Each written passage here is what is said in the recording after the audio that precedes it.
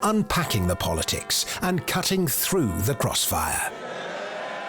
Order, order. I call Matt Chorley.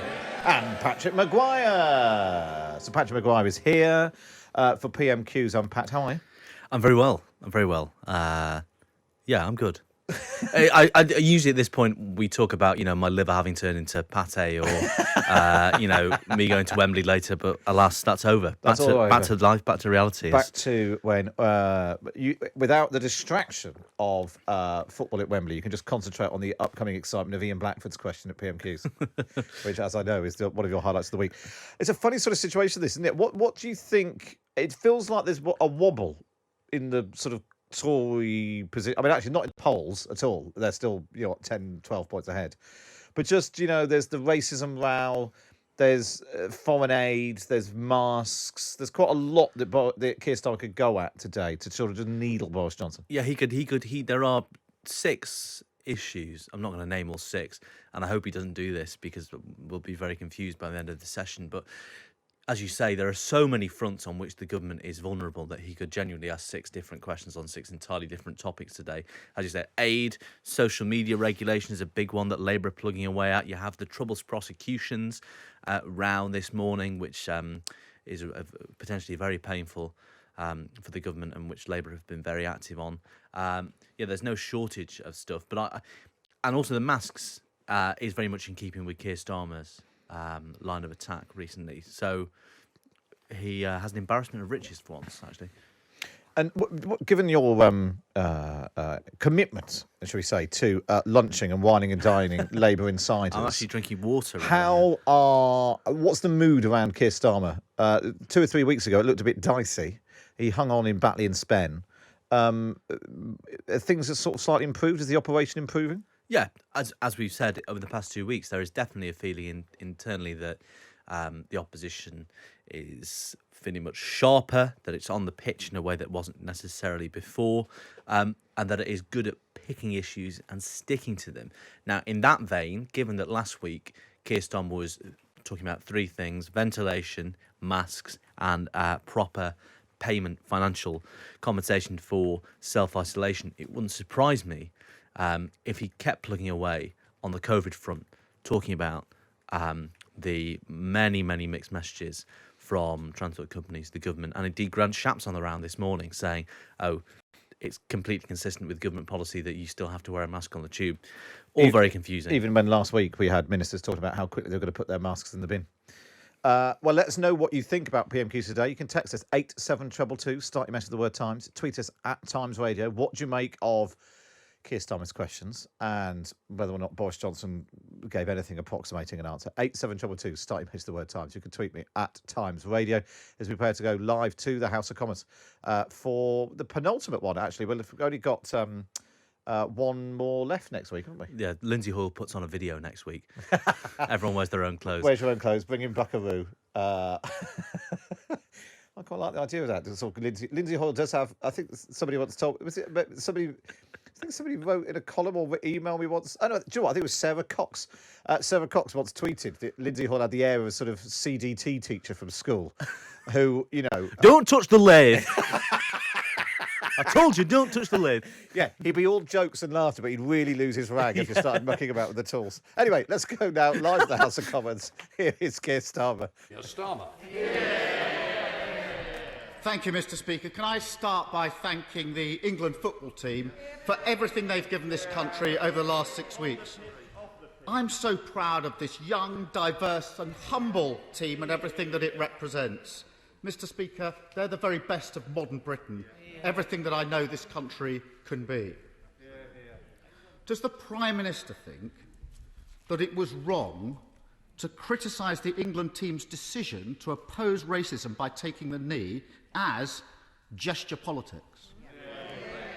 I agree very much with what the right honourable gentleman said about the England team. And I repeat, I want to thank each and every one of them for what they did, their incredible campaign they ran in the Euro 2020 Championships. And they do represent the very best of our country. And I repeat that I utterly condemn and abhor the racist outpourings that we saw on Sunday night. And so what we're doing is today taking practical steps to ensure that the football banning order regime is changed, so that if you are guilty, Mr. Speaker, of racist abuse online of footballers, then you will not be going to the match. No ifs, no buts, no exemptions and no excuses. No ifs, no buts. The trouble is when Boris Johnson says no ifs, no buts, is no ifs, no buts, we're leaving on October the 31st, immediately springs to mind. So probably not the most cast iron of promises. Clearly, Keir Starmer has decided that this is the issue that the country is most aware of. They can see there's value in keeping it going. And actually, you know, he's parking himself right in the news agenda. Yes, exactly. And given that Boris Johnson, for much of the Euros, seemed to be, you know, riding the zeitgeist to the top of the polls, I think we're seeing the flip side of this with Keir Starmer now. Obviously, what we'll probably get to in the next question or the question after that is, as you say, there's always a but with Boris Johnson, but also Labour are going to point out that he's not a credible messenger on this stuff, as Gary Neville said so memorably on the telly the other morning, rattling through the Prime Minister's back catalogue. I think it'll be you haven't acted on online abuse, and also why don't you have a look in the mirror before you talk about racist abuse towards. And it is interesting. So basically, the government's got itself in this situation. At the start of the tournament, the public opinion or the national conversation wasn't as clear cut. Some people were genuinely conflicted about the taking of the knee and politics and sport and all that. By the end of the tournament, they're all heroes, even though they didn't win. And you've got this situation where Priti Patel in particular put herself so at odds and said it was okay to boo the players for what was just gesture politics.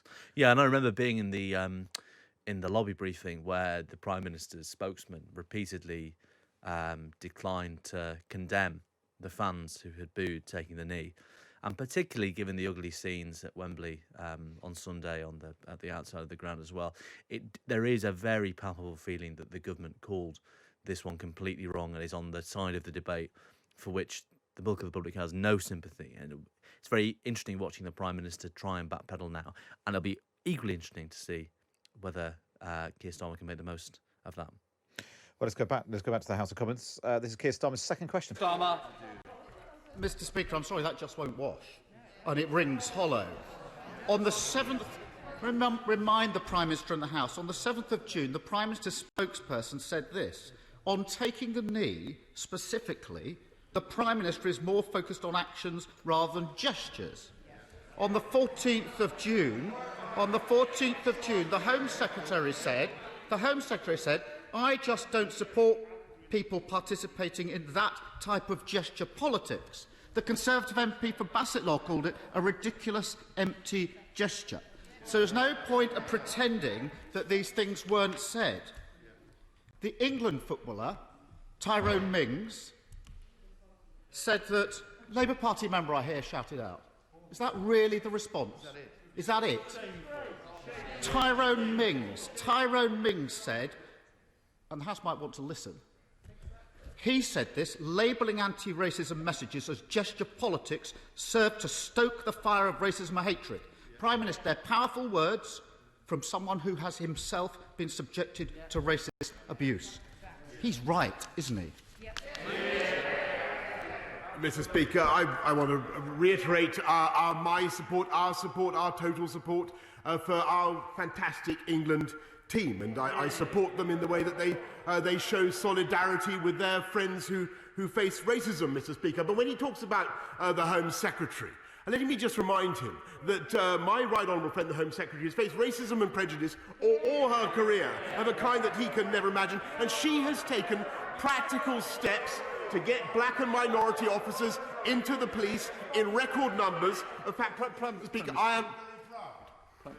Sorry to interrupt you. I want to hear the Prime Minister. If his own side don't want to hear him, I'm sure the tea room will accommodate them. It's very important to listen to what the Prime Minister's got to say. Have you finished, Prime Minister? Are you OK? Yeah. Keir Starmer. Somebody's put their tie in the vice again. It's been messing about with the Somebody trying to touch the lathe. It's sort of interesting. I'm not sure we're getting very far on this. It's not sort of going anywhere. It's an interesting question that Paul has just sent in. Is Keir Starmer echoing the zeitgeist of the nation or playing the culture wars? Ridiculing engagement in the culture wars is still meddling in the culture wars. And I suppose that's essentially what Keir Starmer's doing, isn't it? By highlighting the inconsistencies of the Conservative side, he's also entering into this war. Yes, but also, I mean, if we zoom out a little bit from our cutting edge analysis of the parliamentary cut and thrust and think 10 hours in the future where you're sitting in Fleet with your cup of Ovaltine watching the 10 o'clock news, and there is definitely an item near the top of the programme on abuse of footballers on social media and the latest day's developments. And there'll be clips of Keir Starmer taking the Prime Minister to task, regardless of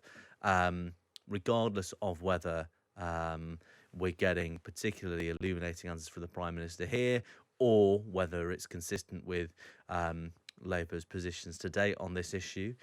Because bear in mind, Keir Starmer was pretty slow at the start of the tournament to full-throatedly endorse taking the knee for obvious reasons. Labour will be on telly on the right side, in the view of most of the public, of this debate. So I think, regardless, it's a pretty prudent approach to PMQs. And it's interesting. So far, Keir Starmer's quoted, the briefing, the exact lobby briefing that you were discussing. There you go. On the 7th of June, Priti Patel talking about gesture politics on the 14th of June. He also referred to the member for Bassett Law. That's Brendan Clark-Smith, who's the Tory MP in Bassett Law. What he hasn't done yet, and maybe this is where he's going next, is because there are lots of Tory MPs who are squirming a bit. It's not that everyone thinks this is a good place to be. And most recently, we've seen Steve Baker, started off privately in WhatsApp groups and is now out on the airwaves doing it, saying that Conservative MPs must change their attitudes towards people taking the knee. He's urged his fellow Conservative MPs to get alongside those players who are taking the knee. It's a wake-up call to the Conservative Party of just how powerful our words are when we navigate these issues. And so it'd be interesting to see if Keir Starmer's sort of, because it's a real skill if you can achieve that in PMQs to sort of create a wedge between the Prime Minister and the MPs who are there. So let's go back to the comments. Mr. Speaker, let me be clear. I totally condemn all racism, including that directed at the Home Secretary. But she's got this wrong. The whole country knows it. His own MPs know it. In the last few days, everybody has seen England's black players have been the targets of disgusting racist abuse following Sunday's match. Disgusting. And this is really simple, Mr. Speaker. Either the Prime Minister is with the England players in their stand against racism, or he can defend his own record, those of his ministers and some of his MPs. But he can't have it both ways. So can he tell the House, does he now regret failing to condemn those who booed England players for standing up to racism, yes or no? Mr. Speaker, we made it absolutely clear that no one should boo the England team. And Mr. Speaker, what we're doing now is following the racist abuse that our players sadly suffered on Sunday night and thereafter, we're taking practical action. So in addition to changing the football banning order regime, last night I met representatives of Facebook, of Twitter, of TikTok, of Snapchat, of Instagram, and I made it absolutely clear to them that we will legislate to address this problem, Mr. Speaker, in the online harms bill, and unless they get hate and racism off their platforms, they will face fines amounting to 10% of their global revenues, and we all know, Mr. Speaker, that they have the technology to do it. Let's just jump in there. I mean, when he said the government condemned the booing, that's just factually not right. Yeah. Priti Patel was asked whether England fans had a right to boo England's national team, and she said that's a choice for them, quite frankly. I've not gone to a football match to even contemplate that. That's not a condemnation. And given repeated opportunities to condemn the booers, asked if they condone the booers, the Prime Minister's spokesman declined to do neither. Declined to do both, rather. So, at no point did Boris Johnson come out and say, we should all get behind the team taking the knee. That's That's nonsense. And that final point that Boris Johnson was just making there about how social media companies will be could be fined up to 10% of their global turnover. We should make clear that's not new. That's not a thing which has come along as a new get tough message. And also, that legislation has been in the pipeline for a very, very long time, at least a year. Yeah, it's the online safety bill. Social media companies and search engines will be forced to remove. This was the story at the time when I think it was back in May when it was sort of finally unveiled. This was talking about removing scams from their websites or face fines. Legislation will make tech companies legally responsible for the online safety of their users. Ofcom will become the regulator of the sector and will be able to impose fines of £18 million or 10% of a firm's global turnover if they fail to show a duty of care to users. It's not specifically about the issues that we've been looking at in the past few days. Well, let's go back to the Commons. Question 4 from Keir Starmer. Mr. Speaker, the online harms bill has been promised for 3 years. I'm not sure a 15-minute chat at a garden party moves things forward that significantly. But I want to take the Prime Minister up on what he said about being absolutely clear, because here I have the headline, Mr. Speaker. Boris Johnson refuses to condemn fans booing England taking the knee. That's the story. That's the headline, June the 6th. Boris Johnson refuses to condemn fans booing England taking the knee. That's absolutely clear. It's not quite what the Prime Minister is implying today. It goes on to quote the Prime Minister's spokesperson, saying that the Prime Minister fully respects the rights of those who choose to make their feelings known. This is about booing. Fully respects their rights. And the Home Secretary said that booing was a choice for them, quite frankly. So no condemnation there, no absolute clarity there, Mr. Speaker. When senior government ministers and Conservative MPs defend the booing of an anti-racist message, who do they think they're defending, Prime Minister, and why are they defending it? Mr. Speaker, nobody defends booing of the England side. Nobody defends booing of the England side. And if he continues to attack the Home Secretary... Prime Minister, look, I want to hear the Prime Minister. I want to know the answer, and I expect the opposition to listen to the answer. Prime Minister.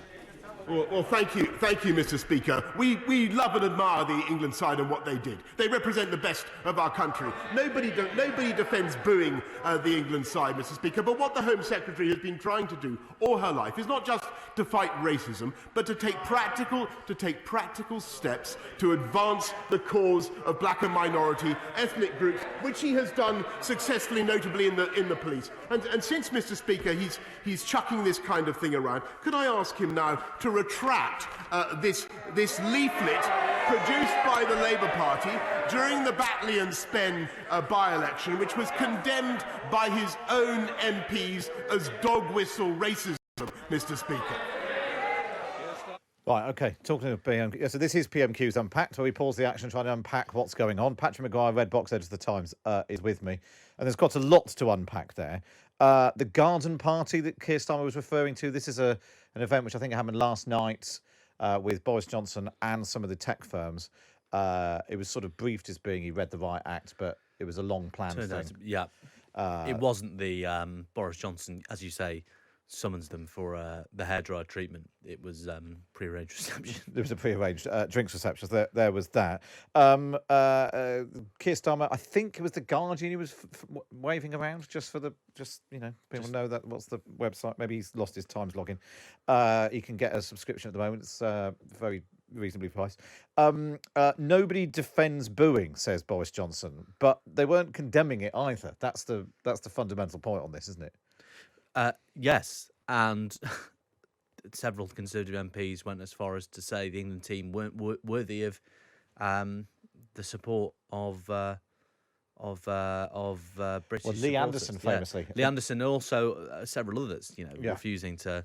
Well, Lee Anderson was the most unfortunate and famous of them all, of course. He was the poster boy who said he wouldn't watch England at all, but had to admit he was keeping updates on his phone.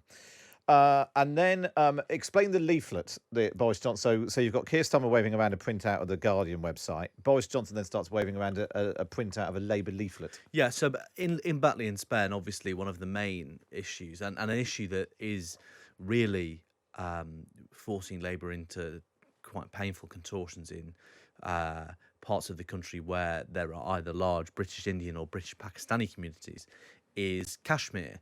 And obviously that's a disagreement between India and Pakistan, and each voters in each community, in the eyes of the Labour Party, want Labour to take a certain position on that bilateral dispute between India and Kashmir. Labour has been pulled all over the place in that, but in Batley distributed a leaflet that showed Boris Johnson with Narendra Modi, and included lots of bullet points talking about how he was unsound on the issues that mattered to basically British Pakistani voters. And I think Boris Johnson's point is that Labour can't take the moral high ground on racism if it is going to tailor its messages to voters of certain ethnicities along sectarian lines. Now, far be it from me to suggest that not everybody cares about the Batley and Spen by-election nearly a month out from afterwards, and with a Euros tournament in between that has captured the public imagination. I'm not terribly sure that one's going to cut through. Yeah, I think on the whole, if the public have a view on anything, it's probably the football rather than the Batley and Spen leaflet. Right, let's go back to the comments. Question 5 from Keir Starmer. Mr. Speaker, the Prime Minister isn't kidding anyone in this House. He's not kidding the public, and he's not even kidding his own MPs. Let me quote the Conservative MP for Plymouth Moor View. Conservative MP, the painful truth, says the Conservative MP for Plymouth Moor View, is that Tyrone Mings is completely right. I am very uncomfortable, he says, with the position we Conservatives are needlessly forcing ourselves into. So, Prime Minister, behind you, they don't believe you, and neither do we. Mr. Speaker, we can all see what's happened here. The government has been trying to stoke a culture war, and they've realised they're on the wrong side. And now they hope that nobody's noticed. Why else would a Conservative MP boast that he's not watching his own team? Why else would another Conservative MP say that Marcus Rashford spends too much time playing politics when he's actually trying to feed children that the government won't? This week. And why will the Prime Minister refuse time and time again, even now, to condemn those who boo our players for standing up against racism? Mr. Speaker, what is it that this England team symbolises that this Conservative Party is so afraid of? Mr. Speaker, I think the House will judge for themselves the quality of the question that the right honourable gentleman has just put. I think the whole House is united, including our distinguished members from Scotland, by the way, Mr. Speaker, in admiration of the England team and of every single member of that squad and what they did.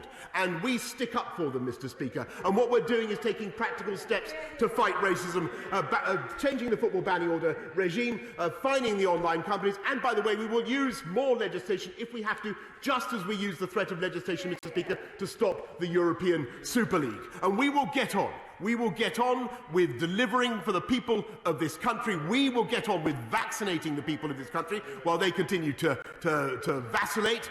We will continue to immunise the people of this country while they improvise and dart around. And, Mr. Speaker, I don't want to engage in a political culture war of any kind. I want to get on with delivering for the people of this country. He simply wants to get on with dithering.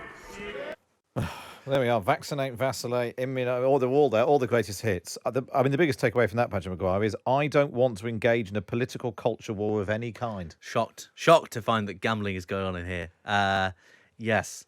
Although I think that is indicative of the way the mood in this country, or perhaps, as you said before, to use your phrasing before, a much more clear-cut public consensus on this issue has emerged. There was always a majority in favour of the England team taking a knee, but over time, if you look at the polling, actually it is much closer to a supermajority than it once was.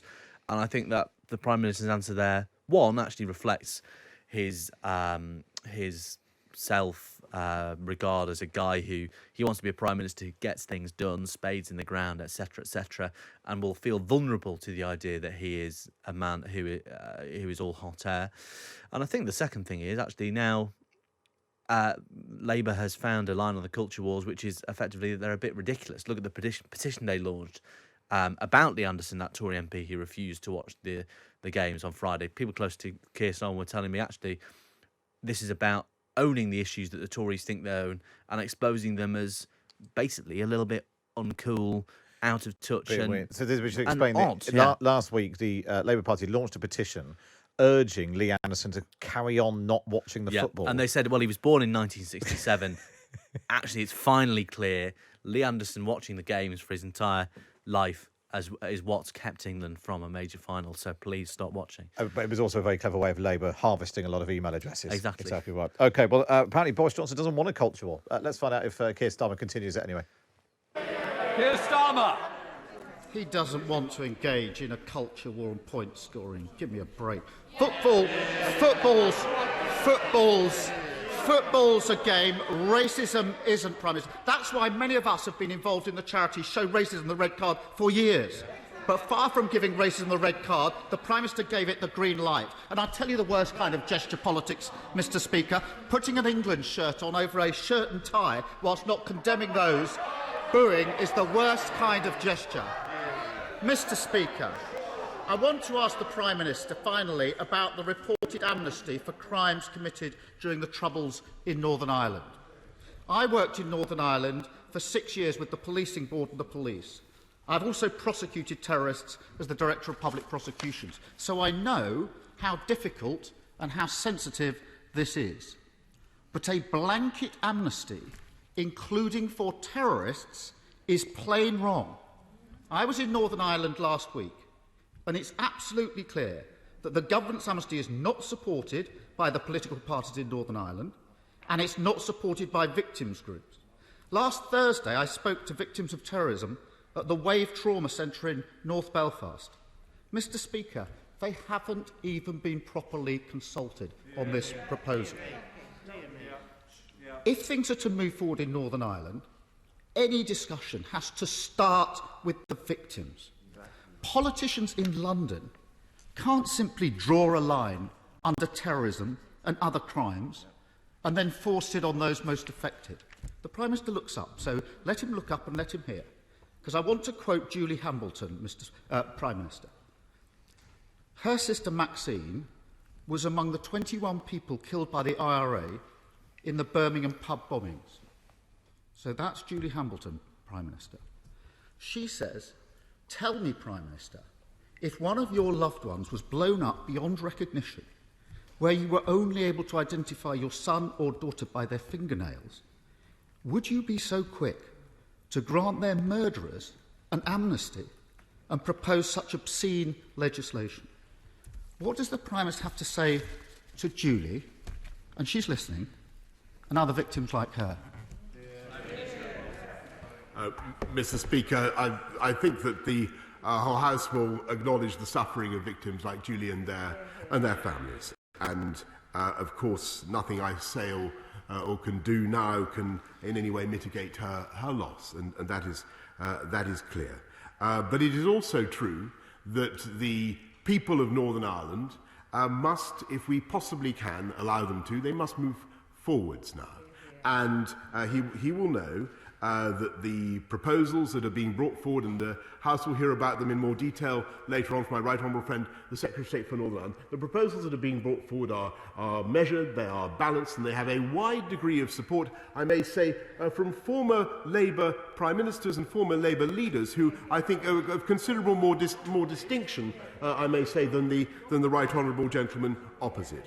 And he will recall that it was under that Labour administration that many terrorists were unfortunately given effectively an amnesty, and they were allowed to escape the full consequences of their crimes, as he knows very well, and that is the reality. Whilst the sad fact remains that, and this is of course no consolation to people like Julie, but the sad fact remains that there are many members of the armed services who continue to face the threat of vexatious prosecutions well into their 70s and 80s and later. And we are finally, Mr. Speaker, bringing forward a solution to this problem, to enable the province of Northern Ireland to draw a line under the Troubles, to enable the people of Northern Ireland to move forward. And I think someone with greater statesmanship and clarity of vision would have seen that, Mr. Speaker, and given these proposals a fair wind. Bell, There we are. That's Boris Johnson reacting there too. But Keir Starmer doing 5 questions on the culture wars and, taking the knee and racism in football. And then one last question on this Northern Ireland, which actually he could have done 6 on, couldn't he, Patrick? He could have. But I think actually that one question made the point very powerfully. He's got himself probably in the news on England in England. Exactly. On the television behind you, at one point I noticed the Troubles prosecutions is very high on the news agenda. So he will be from a purely like mechanics of news perspective, he's got a couple of bites of the cherry.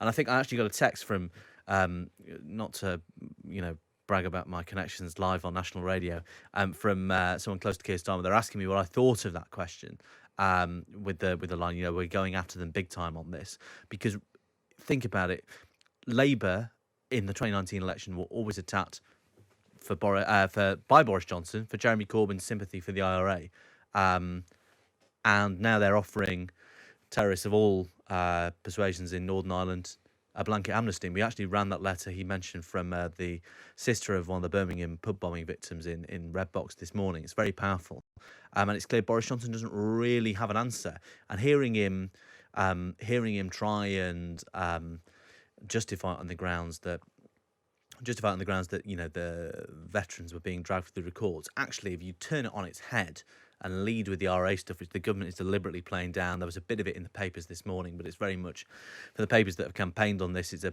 paragraph 12 detail and not the top line of the story. But clearly, when the emphasis is changed, it's very, very uncomfortable. And that line about soldiers is much less convincing. And Boris Johnson sounded uncomfortable, I think it's fair to say, in the House of Commons.